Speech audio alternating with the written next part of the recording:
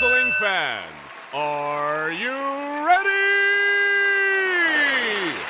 For the untold numbers listening at home, at work, in their cars, at the gym, and anywhere else people listen to podcasts, from Keene in the Shire, ladies and gentlemen, it's time to get hyped for the Penguin Club Podcast. Oh, we're just getting started, baby. Because I stay hyped! Welcome to the Penguin Club Podcast. You know what's happening this weekend, right?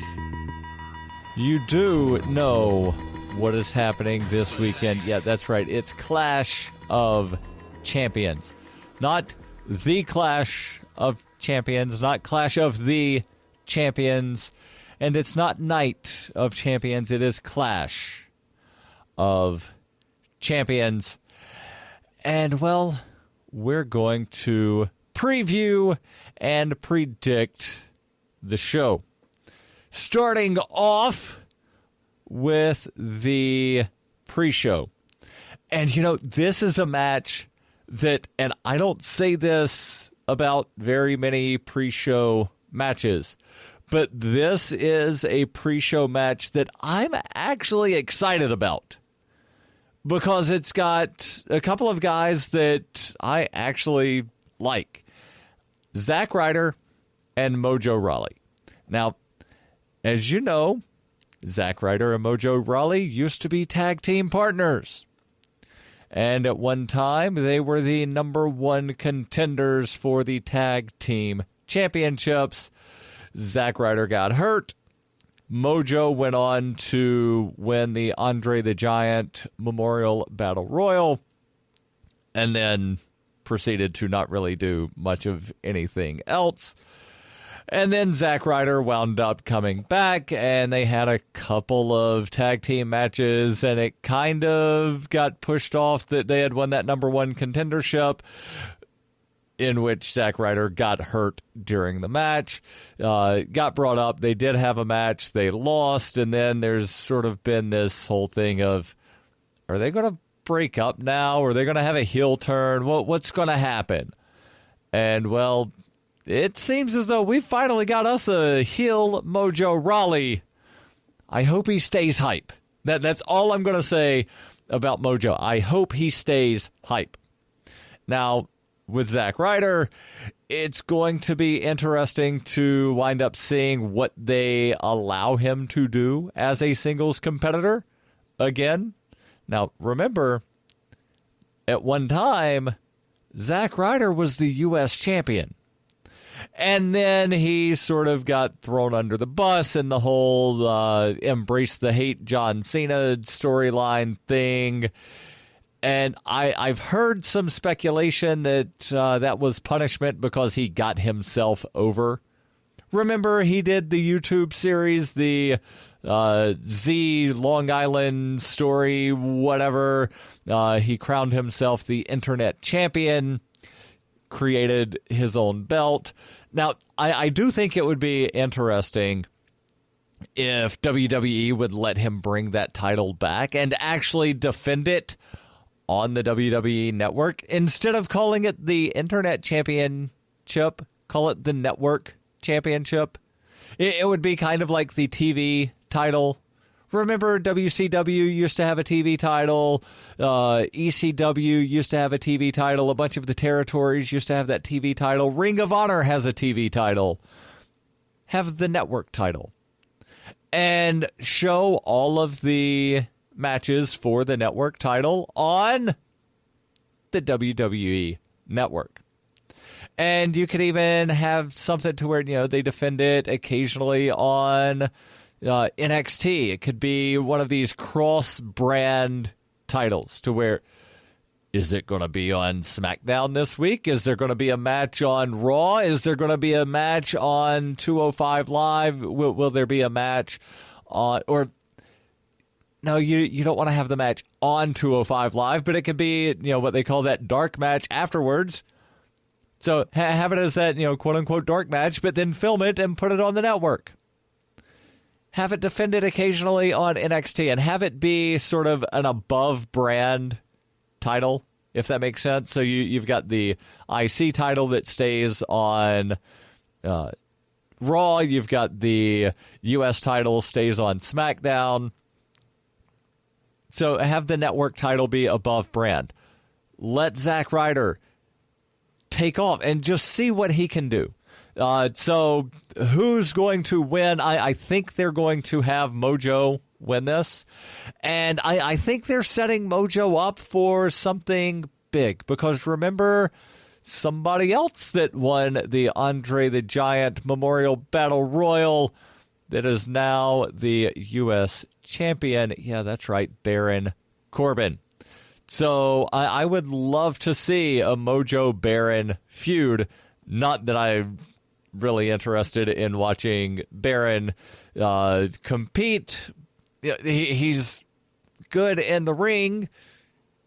He's definitely athletic. He's strong, but he's got the charisma of cardboard. And I say that without any offense at all meant towards cardboard. So my prediction of the pre-show match, Mojo Rawley wins. Next, we've got Breezango versus Harper, Rowan, Bludgeon Brothers.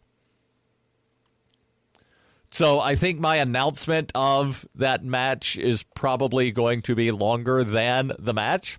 Definitely my preview of the match is going to be longer than the match between Breezango and Harper, Rowan, Bludgeon Brothers. Bludgeon Brothers are going to win in a squash match. Now, I do think at some point the Ascension are going to come out. Probably not before the match, probably not during the match, but definitely after the match, Ascension will come out and wind up, trying to do something to help Breezango. And, of course, it's going to be interesting to see if there is some kind of episode of the Fashion Files, Fashion Police, Stranger Things, well, whatever it is that they're calling it, Fashion Vice. Well, whatever it is that they're calling the thing this week. Although I've heard that apparently that's just going to be a WWE.com exclusive now. It's no longer going to air on SmackDown. And, that kind of makes me sad a little bit on the one hand, while at the same time, just have them resolve it, and then you don't need to keep doing, web exclusive shorts. Just have them solve the case. Yep, 2B as Bludgeon Brothers. And then actually start a feud. Actually allow them to start a feud. Breezango versus Bludgeon Brothers. And then, the Ascension, they want to be buddies with Breezango. So maybe have a 4-on-2 handicap match. And maybe Breezango and the Ascension wind up forming some kind of, weird sort of faction together. So, again, that preview of the match, definitely longer than what this match is going to be. It will be a squash match. Bludgeon Brothers will wind up winning easily.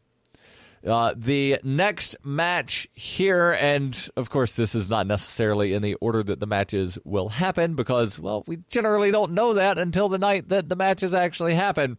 So what I'm doing is just going in reverse order of how the Wikipedia lists these, other than that dark match, or not dark match, but the pre-show match being first because, well, we know that one's on the pre-show, which means it will be before everything that's on the regular show.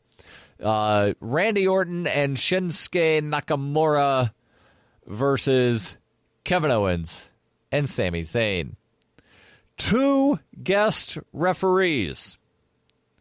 Shane McMahon, Daniel Bryan.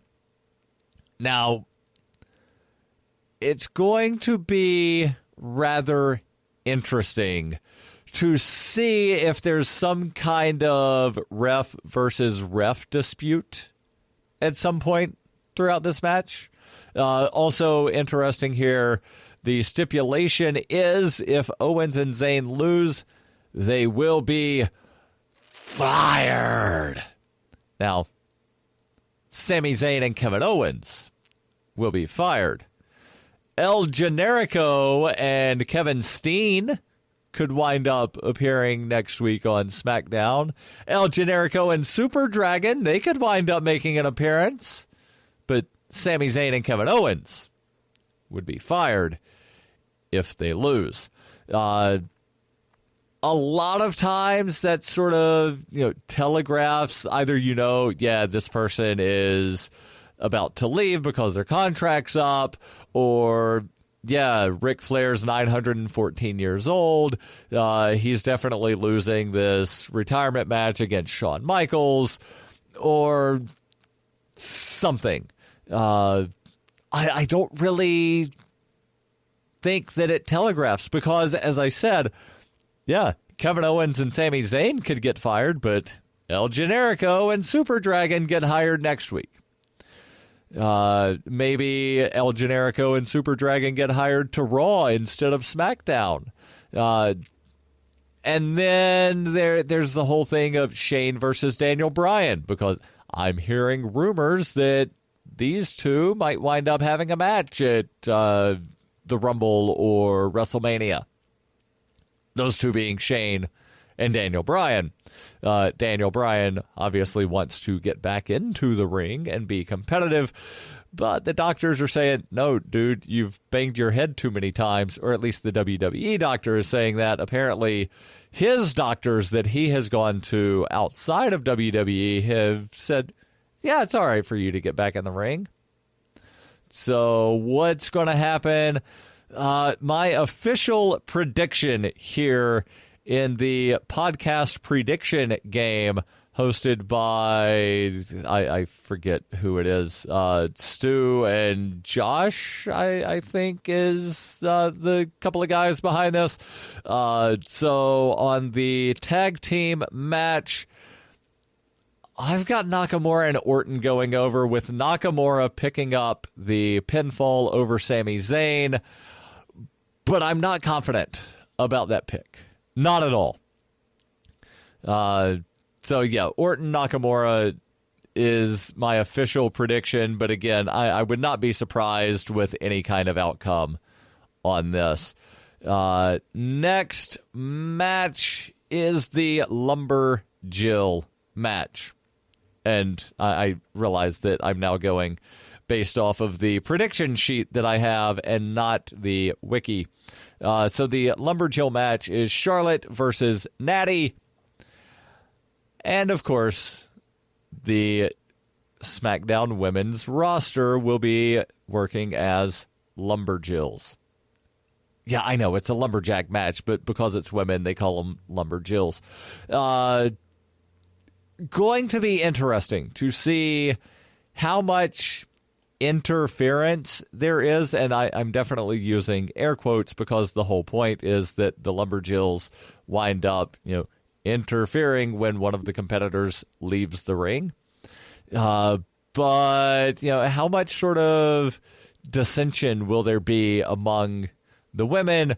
Will Natty wind up somehow getting on the good side of the Riot Squad? That's Riot with two T's, Riot Squad. Or will the Riot Squad beat the ever-living crap out of Natty and Charlotte? Will there be a Money in the Bank cash-in?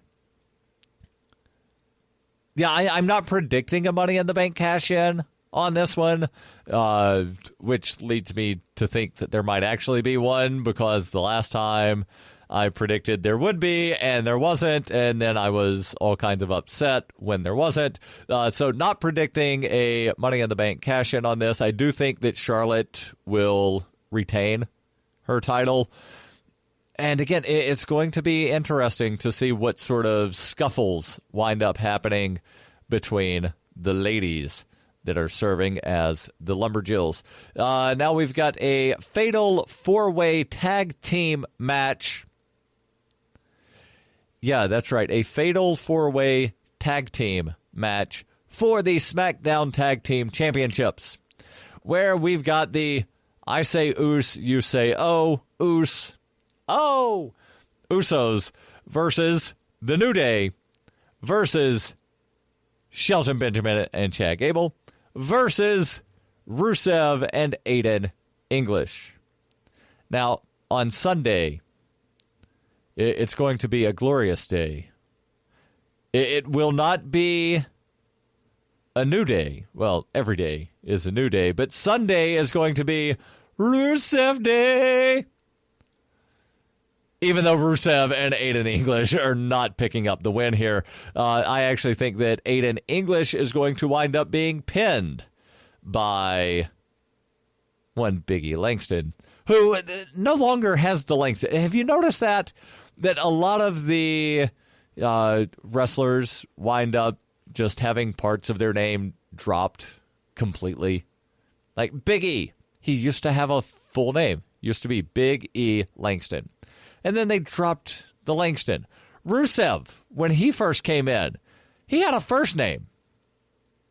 Not like my baloney had a first name. Like Rusev actually had a first name. Alexander. He was Alexander Rusev. And then they just dropped the Alexander, and now he's Rusev. Which, it does make it a little bit easier to then sing Rusev Day instead of it's Alexander Rusev Day. But I think that this is a way to get the belts back on the New Day without having them go head-to-head against the Usos and without having to pin one of the Usos. Because remember, the Usos and the New Day, they signed an Oos truce. It's an Oos truce. Oos? So, yeah, I want to see this feud go on for a long time, that being the Usos versus the New Day. It's one of the few feuds that I've not gotten tired of. So again, New Day is my predicted winner on that. Next up, we've got a triple threat match for the United States Championship, where we've got Mr. Cardboard Enthusiasm himself, Baron Corbin, you're not me, versus Bobby Roode, the Glorious One, versus the man who has no entrance. Well, his entrance is that he has no entrance. It's kind of like, somebody whose gimmick is they don't have a gimmick. Yeah, that's kind of Dolph Ziggler. He's generic, create a wrestler entrance that starts with an entrance and then goes to a record scratch and then all the lights go off and he just walks down to the ring without an entrance. I really think the only reason that Dolph was put in this match was to take the pinfall. I seriously do. I think that's the only reason he was put in this match.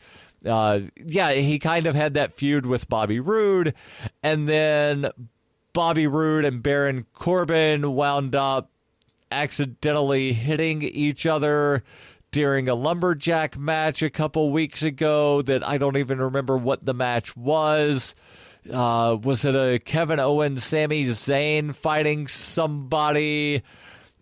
And Baron Corbin and Bobby Roode accidentally hit each other, and then all of the lumberjacks started brawling because that's what happens apparently when two guys accidentally hit each other, is you then just hit the person closest to you. And then because Bobby and Dolph were feuding, that means Dolph has to continue feuding with Bobby in a match against Baron. It makes almost no sense. It makes about as much sense as anything that Bray Wyatt has ever said. And just think about that for a moment and realize how little sense everything that Bray Wyatt has ever said makes sense. So, triple threat match. Yeah, I think Bobby needs a belt to wind up showing that, he deserved that call-up from NXT. But again, there's a bunch of people that have been called up from NXT, several of them on this card. Let's look here. Rusev, Aiden English, Chad Gable, Bobby Roode, Shinsuke Nakamura, Charlotte, Natty, Kevin, Sammy, Breezango. Yeah, most of the card here, they're mostly NXT call-ups. And how many of them have actually done anything worthwhile? Kevin Owens, Charlotte, Natty. Yeah, sadly, that's it.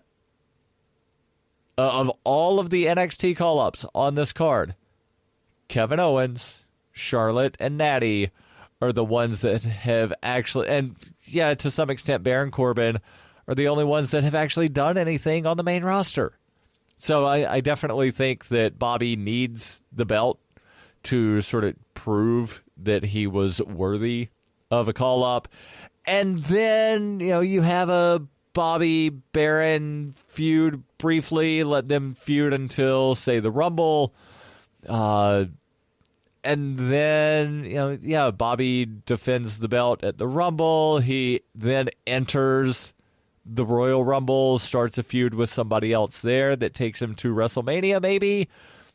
I'm not sure, and I'll probably wind up, because it's several weeks until the next pay-per-view after this Sunday, I will probably wind up that first weekend of January doing a review of Wrestle Kingdom and possibly doing some fantasy booking of the Rumble, since we're getting closer to then.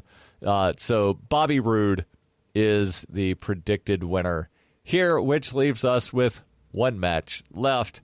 The phenomenal AJ Styles versus the modern-day Maharaja, Jinder Mahal. Now, last weekend, Jinder Mahal was in what WWE wants you to believe is his home country. No, he wasn't in Canada. He wasn't in his actual home country. He was in the home country that WWE wants you to believe is his home country, India. And he had a match against Triple H. Triple H in, was it Manchester, England? Several weeks ago, ate a pinfall against Mr. Roman Reigns. Now, that's not surprising, because WWE wants you to believe that Mr. Roman Reigns is not just good guy. He's not just bad guy. He's the guy. Although he calls himself the big dog, so he's not just good dog. He's not just bad dog. He's the big dog. Triple H ate a pin to the big dog because that's his yard. But Triple H did not eat a pin to Jinder Mahal in India. Make of that what you will, but I think that means that WWE's sort of lost some confidence in Jinder Mahal. So yeah, I don't think that Jinder is winning against the phenomenal AJ Styles. Now, there's probably going to be some interference by the Singh brothers, and by probably going to be, I mean there definitely will be. Now, I'm thinking of something here. We know that Starrcade was filmed before this, but it's not actually aired on the network. And back in ye olden times, belts would be lost or defended on various pay-per-views or TV tapings before they were won at other TV tapings. So I wonder if, maybe at Starrcade, Jinder lost the title to AJ. So maybe Jinder wins, but I doubt it. And with all the social media, I'm fairly certain it would have got leaked. Jinder walk down to the ring with the title. So, yeah, I don't see that happening of, some sort of weird title swap thing of it got lost at a taped thing several weeks before it got won at something else. Final answer is AJ Styles winds up retaining the title. And I think, he's probably going to carry it. I'd like to see him take it all the way to Mania and fight Shinsuke Nakamura. Because we know that AJ and Shinsuke have some history in Japan. They fought each other in Japan several times. So it would be really amazing to see what they could do if WWE would let them have, not make them have, but let them have a 5-star match. Because we know that they're capable of a 5-star match. But the question is, will WWE allow it? Remember the AJ Finn Balor match? The one that was just too sweet from just a few weeks ago. Probably a month ago now? Imagine that, but AJ versus Shinsuke. Would love to see that happen at WrestleMania for the WWE Championship. I hope it happens. And because I want it to happen, I'm predicting AJ Styles retains at Clash of Champions. Now, remember, I do the show every 2 weeks. Now, yes, I know there was a special extra episode last week, and that's just because the way the weeks are falling to where, things are scheduled when they're scheduled, and WWE is having big gaps between some of their pay-per-views now. So looking at the calendar here, I said first weekend of January. It's actually going to be the last weekend of December is going to be the next episode. Now, if you want to hear more of this content, join the Patreon, patreon.com/Penguin Club Pod. Or just go to penguinclubpod.com, and that will take you directly to the Patreon. You want to get the Fight Network so that you can watch some of the Ring of Honor stuff. You want to watch some of the other promotions that are out there. Fight.penguinclubpod.com. That's fight, F-I-T-E, .penguinclubpod.com. Shop on Amazon using the link shop.penguinclubpod.com. Follow us on Twitter. Like us on Facebook. And, of course, we're on Google Play, Stitcher, TuneIn, iTunes, and now iHeartRadio. So you got the iHeartRadio app. Head over to iHeart.penguinclubpod.com. Yeah, I know. That's a lot of URLs. But I make it easy for you, and I put all of those in the show notes.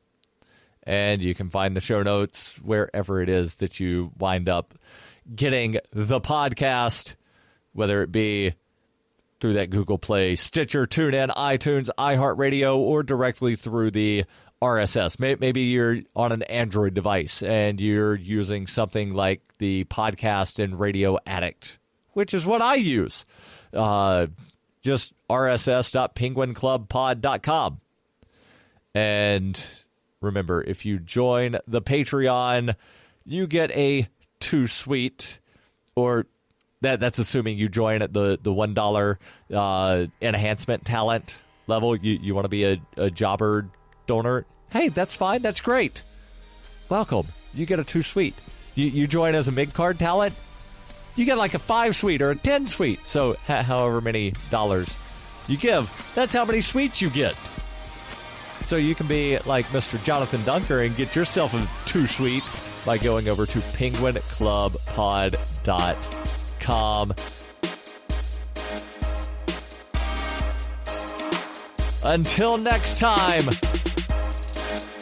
goodbye and good